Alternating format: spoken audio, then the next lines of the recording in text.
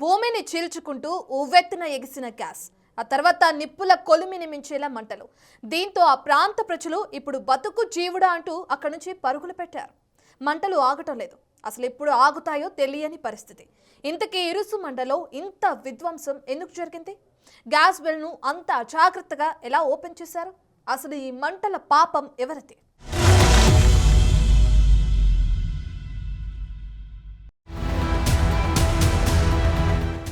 మరోసారి నిప్పుల కొలిమిలా మారిన పచ్చని కోనసీమ. పాత ఆయిల్ రిగ్లో లీకైన గ్యాస్. ముందుగా గ్యాస్, ఆ తరువాత మంటలు. మంటల దెబ్బకు కాలి బూడిదైన కొబ్బరి చెట్లు. కోనసీమ జిల్లా ఇరుసమండ గ్రామం. మధ్యాహ్న సమయం. ఈ ప్రాంతంలో మోరిఫై అనే ఆయిల్ బావి ఉంది ఓఎన్జీసీకి. ఈ బావిలో మరమ్మతు పనులు ప్రారంభించారు. అందులో భాగంగా డ్రిల్లింగ్ మొదలుపెట్టారు. భూమిలో 2500 మీటర్ల లోతున డ్రిల్లింగ్ చేస్తుండగా అన్ఎక్స్పెక్టెడ్ గా భారీ ఒత్తిడితో గ్యాస్ రిలీజ్ అయ్యింది. దాని ప్రెషర్ ఎంతలా ఉందంటే ఆ ప్రాంతం మొత్తం సెకండ్లలో గ్యాస్ వ్యాపించింది. ఆ తరువాత అంతే ఫాస్టుగా మంటలు. దాని ఫలితమే ఈ ఉపద్రవం. మంటల తీవ్రత ఎంతలా ఉందంటే 100 అడుగుల వరకు వెళ్లాయి. మంటల ధాటికి సమీపంలోని సుమారు 100కు పైగా కొబ్బరి చెట్లు కాలి బూడిదయ్యాయి. పంట పొలాలు కూడా దెబ్బతిన్నాయి. మంటల తీవ్రత చూసి ఇరుసమండ ప్రజలు భయంతో ఇళ్లను వదిలి పరుగులు తీశారు. అధికారులు ముందు జాగ్రత్తగా సుమారు 300 కుటుంబాలను సురక్షిత ప్రాంతాలకు తరలించారు. సింపుల్ గా చెప్పాలంటే ఇది బ్లో అవుట్. ఇలాంటి బ్లో అవుట్లను కంట్రోల్ చేయటం అంత ఈజీ కాదు. అత్యంత ఒత్తిడితో గ్యాస్ తన్నుకుంటూ వస్తుంది కాబట్టి దాని దరిదాపుల్లోకి వెళ్లే పరిస్థితి కూడా ఉండదు. ఇరుసమండలో కూడా ONGC team, crisis management teams చేరుకున్నా వారు మంటలు వ్యాపించకుండా చూసుకోవటమే తప్ప ఇప్పటికిప్పుడు చేసేదేం లేదని చెప్పాలి. ఈ మంటలు అదుపు కావాలంటే 24 గంటలు పడుతుందని అఫీషియల్ గా స్టేట్మెంట్ ఇచ్చారు అధికారులు. ఘటనా స్థలానికి చుట్టూ కిలోమీటర్ వరకు ప్రభావం ఉంటుందని అధికారులు చెప్తున్నారు. చుట్టుపక్కల గ్రామాల ప్రజలను అధికారులు అప్రమత్తం చేశారు. అనవసరంగా ప్రజలెవరూ బయట తిరగొద్దంటూ హెచ్చరికలు జారీ చేశారు. పిల్లలందరినీ కూడా మొబిలైజ్ చేశాము, ఎవాక్యుయేట్ చేయించాము. సో ఇప్పుడు మనకి ఓఎన్జీసీ టీమ్స్ వాళ్ళు కూడా కన్ఫర్మ్ చేశారు, మీరు 1 కిలోమీటర్ రేడియస్లో ఉన్న హ్యాబిటేషన్స్ ఏవైతే ఉన్నాయో అందరూ నివసించే వాళ్ళని ఎవాక్యుయేట్ చేయించండి. 1 కిలోమీటర్ తర్వాత ఉన్న వాళ్ళకి అక్కర్లేదు. We are right now safe. ఇప్పుడు ప్రస్తుతానికి అక్కడ మంటలు అప్రాక్సిమేట్గా ఒక 20 metres height and almost all ఒక 25 మీటర్స్ విడ్త్తో అక్కడ బ్లో జరుగుతుంది. సో ఒక 200 మీటర్స్ రేడియస్లో దాని యొక్క హీట్ ఎఫెక్ట్ స్టార్ట్ అవుతుంది. So right now around 4 to 5 fire tenders already వచ్చాయి. సో సరౌండింగ్ ఏరియాస్లో ఉన్న కొబ్బరి చెట్లు ఇంకా ఎక్కువ వ్యాప్తి చెందకుండా ఇప్పుడు ఉన్న వాటర్ స్ప్రే చేయడం స్టార్ట్ చేశారు. At the same time ONGC నుంచి ఆల్రెడీ ఫైర్ టెండర్స్ వచ్చాయి. నియర్ బై మనకి ఒక పెద్ద కెనాల్ లాంటిది ఐడెంటిఫై చేసాము, ఒక 200 మీటర్స్ డిస్టెన్స్లో. అక్కడ then will start using the water for firing. దాంతో భాగంగా ఇప్పుడు రైట్ నో ఎగ్జాక్ట్గా దాన్ని స్టాప్ అవుతుందా లేదా అనేది ఓఎన్జీసీ టీమ్ వాళ్ళు ఆల్రెడీ వచ్చి దాన్ని ఎగ్జామిన్ చేస్తున్నారు. సో మాకున్న అనాలిసిస్ ప్రకారం అండ్ ఓఎన్జీసీ టీమ్ వాళ్ళు ఇచ్చిన ఇన్పుట్స్ ప్రకారం right now it will take at least another 24 hours to exactly say whether it will stop or not. So మనకి అందులో ఉన్న ఆయిల్ రిజర్వ్స్ అన్ని ఎగ్జాస్ట్ అవ్వాలి, లేదా ఇంకొక ఆప్షన్ ఉంది, ఆయిల్ రిజర్వ్స్ ఎగ్జాస్ట్ అయ్యేలోపు మనం దాన్ని కాప్ చేయగలగాలి. సో ఈ 2 పాసిబిలిటీస్ని ఓఎన్జీసీ వాళ్ళు కూడా వచ్చేసి they have started examining it. Once if it is done we can clearly say. But in the main time 1 kilometre రేడియస్లో ఉన్న ఆల్ హ్యాబిటేషన్స్ అన్ని కూడా ఎవాక్యుయేట్ చేస్తున్నాము. సో అట్లీస్ట్ 24 hours వరకు we have to be on alert. So we have alerted all the district functionaries such that at least మనకి ప్రిలిమినరీగా there is no loss of life as of now. ఒకరిని కూడా మన ఇద్దరు కోల్పోలేదు. ముందు చెప్పుకున్నట్టు ఈ మంటలను ఆపేందుకు 2 మార్గాలున్నాయని అధికారులు చెప్తున్నారు. ఘటనా స్థలంలో ఓపెన్ చేసిన ఓఎన్జీసీ రిగ్ వద్ద గ్యాస్ నిల్వలు అయిపోతేనే మంటలు ఆగుతాయంటున్నారు. లేకపోతే మంటల వ్యాప్తి తగ్గితే గ్యాస్ లీకేజ్ ను ఆపేందుకు చర్యలు చేపట్టే అవకాశం ఉంటుంది. ఓఎన్జీసీ కూడా దీనిపై అఫీషియల్ స్టేట్మెంట్ ఇచ్చింది. పరిస్థితిని అదుపులోకి తెచ్చేందుకు తమ అత్యున్నత స్థాయి బృందాలు నిరంతరం శ్రమిస్తున్నాయని, ఇప్పటికే క్రైసిస్ మేనేజ్మెంట్ టీమ్స్ క్షేత్ర స్థాయిలో ఉన్నాయని, నరసాపురం బేస్ నుంచి అవసరమైన భారీ యంత్రాలను, అదనపు పరికరాలను ఇరుసుమండకు తరలించామంటూ చెప్పింది. అంతేకాదు సాంకేతిక సమస్యలను పరిష్కరించే క్రమంలో అంతర్జాతీయ నిపుణుల సలహాలను కూడా తీసుకుంటున్నట్లు ఓఎన్జీసీ తెలిపింది. ఒకవేళ లీకేజ్ కంట్రోల్ కాకపోతే ఆ బావిని శాశ్వతంగా మూసివేసేందుకు సిద్ధంగా ఉన్నామంది ఓఎన్జీసీ.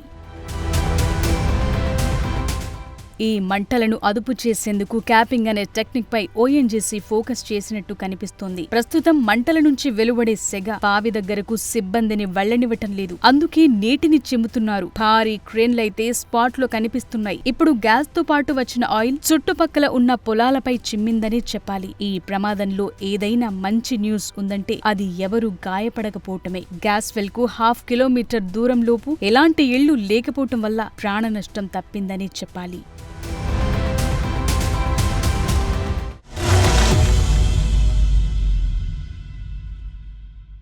ఓఎన్జీసీ రిగ్గులు, గ్యాస్ పైప్ లైన్లు కోనసీమ ప్రజలకు డేంజర్గా మారాయా?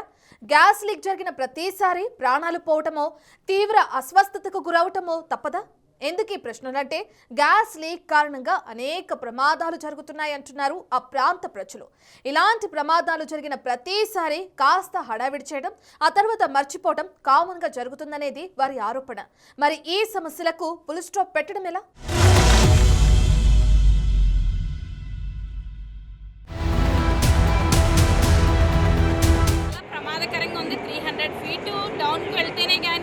వాళ్ళు రిగ్గు వేయకూడదు.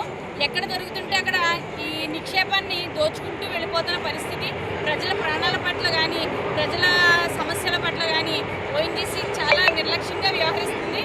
దీన్ని ఖచ్చితంగా ప్రభుత్వం మంచి పరిస్థితులను తీసుకుని దీన్ని ఏ రకంగా అయితే ప్రజలకి ఈ సమస్య లేకుండా ఉంటుందో దాని పరిష్కార మార్గాన్ని వెతకవలసిన అవసరం ఇప్పటికైనా ఉందని. అర్జెంటుగా అది గ్రామాల్లోకి, మిగతా గ్రామాల్లోకి వ్యాపించకుండా తొందరగా దానికి సంబంధించి ప్రభుత్వం కానీ, ఓఎన్జీసీ అధికారులు కానీ తక్షణం దాన్ని కంట్రోల్ చేసి చేయాలి.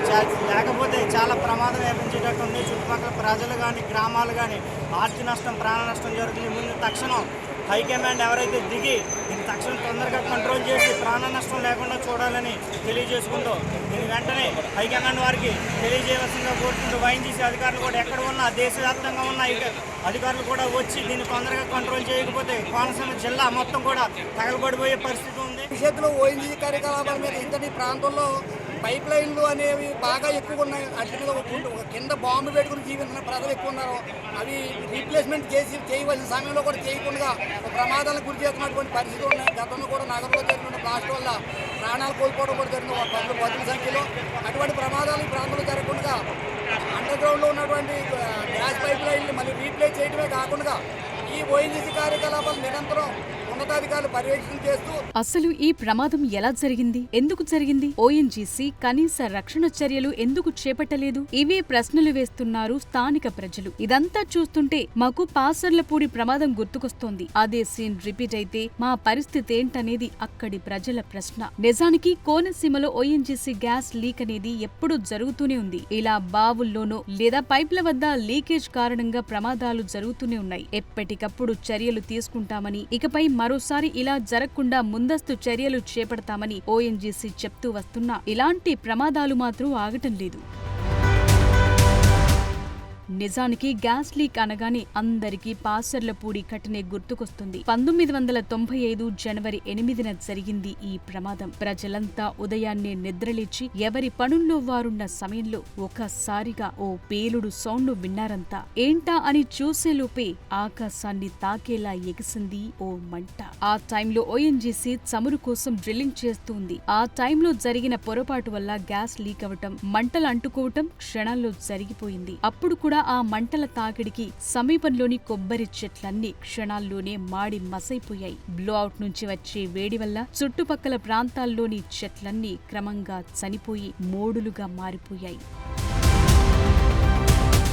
పాసర్లపూడిలో వచ్చిన బ్లోఅవుట్ ను కంట్రోల్ చేసేందుకు చెయ్యని ప్రయత్నం లేదు. విదేశాల నుంచి కూడా నిపుణులు వచ్చి ప్రయత్నించారు. ఎట్టకేలకు 65 రోజుల తర్వాత ఆ మంటలను కంట్రోల్ చేశారు. ఆ టైంలో మంటలను ఆపేందుకు 65 రోజుల సమయం పట్టింది. అంటే జనవరి 8న మంటలు రాజుకుంటే మార్చి 15న అదుపులోకొచ్చాయి. ఆ 2 నెలల పాటు పాసర్లపూడి పేరు నేషన్ వైడ్ గా మారుమోగింది. 1995కు ముందు తరువాత కోనసీమలో చిన్న చితక బ్లోఅవుట్లు వచ్చిన పాసర్లపూడి బ్లోఅవుట్ మాత్రం మరువలేని ఓ చేదు జ్ఞాపకం. ప్రస్తుతం ఇరుసమండ బ్లోఅవుట్ కూడా ఇలాంటి సీన్స్ రిపీట్ చేసే అవకాశం లేకపోలేదు. కానీ ఇప్పుడు టెక్నాలజీ పెరిగింది. దానికి తగ్గట్టుగానే ఇలాంటి పరిస్థితులు ఎదుర్కోవటంలో మరింత అవగాహన పెరిగింది. మరి ఈసారి కూడా బ్లోఅవుట్ ను కంట్రోల్ చేసేందుకు ఎంత టైం తీసుకుంటారనేది ఇప్పుడు ఇంట్రెస్టింగ్ గా మారింది. కానీ పాసర్లపూడి ఘటన తర్వాత ఓఎన్జీసీ చాలా కీలక నిర్ణయాలు తీసుకుంది. మొదట బ్లోఅవుట్ ప్రింటర్ ని డెవలప్ చేసింది. ఇది బావి ముఖద్వారం వద్ద ఉండే ఒక భారీ వాల్వ్ అని చెప్పొచ్చు. అదే సమయంలో భూగర్భంలో ఒత్తిడి ఒక్కసారిగా పెరిగినప్పుడు సెన్సార్లు వెంటనే గుర్తించి ఆటోమేటిక్ గా సీల్ వేసే విధానాన్ని తీసుకొచ్చింది. ఒకవేళ ఆటోమేటిక్ సిస్టమ్ ఫెయిల్ అయినా దూరంగా ఉండి రిమోట్ ద్వారా లేదా మాన్యువల్ గా బావిని సీల్ చేసేలా ఏర్పాట్లు చేశారు. అంతేకాదు క్రైసిస్ మేనేజ్మెంట్ టీమ్ ను ఏర్పాటు చేసుకుంది. వీరికి అమెరికా, నార్వే వంటి దేశాల్లో ప్రత్యేక శిక్షణ ఇప్పిస్తారు. ప్రస్తుతం ఇదే టీం ఇరుసమండలో వర్క్ చేస్తోంది. నిజానికి ఇప్పుడున్న టెక్నాలజీ సహాయంతో ఇలాంటి ప్రమాదాలు జరగకుండా అనేక రక్షణ చర్యలు ఉన్నాయనేది మనకర్థమవుతోంది. డ్రిల్లింగ్ సమయంలో గ్యాస్ ప్రెషర్ పెరిగినప్పుడు బ్లోఅవుట్ ప్రివెంటర్ అనే మిషనరీ బావిని ఆటోమేటిక్ గా సీల్ చేయాలి. కానీ ఇరుసమండలో అది ఎందుకు పని చేయలేదు అనేది ఇప్పుడు మెయిన్ క్వశ్చన్. అసలు ఈ ప్రమాదం మానవ తప్పిదమా, సాంకేతిక తప్పిదమా అనేది తేలాల్సి ఉంది. అదే సమయంలో ఓఎన్జీసీ చెప్పినట్టు 24 గంటల్లో మంటలు కంట్రోల్లోకి వస్తాయా లేదా అనేది కూడా చూడాలి.